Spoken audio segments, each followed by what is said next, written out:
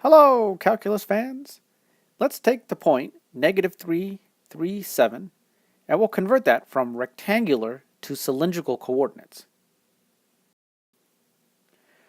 All right, first thing we need to do is figure out what r is. So r is the square root of x squared plus y squared.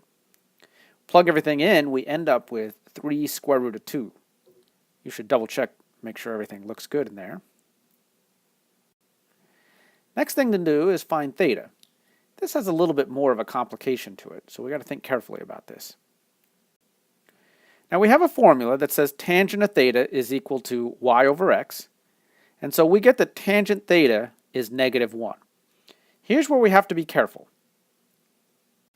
Now we know that tangent of -pi/4 is equal to -1. But it turns out that -pi/4 is not the angle that we want.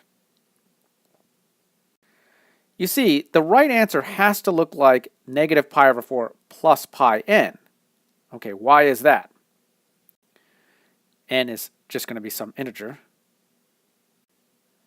The reason is that the tangent function is not 1-to-1. There are lots of inputs that'll give us the same output, since the tangent function is periodic with period pi. So if you take this point that we started with, remember the point that we started with was -3, 3, 7, and we project that into the xy plane, we actually get a second quadrant angle. So that's how we know we don't want -pi/4. That's a fourth quadrant angle. So let's just add pi. Now we get a second quadrant angle. That's the one we want, 3pi/4. So here's our final answer. The cylindrical coordinates of this point will be 3√2, 3pi/4, 7. Remember, we don't have to do anything with the z coordinate. And so when you write cylindrical coordinates, that's r, theta, z. Okay, that's all for now.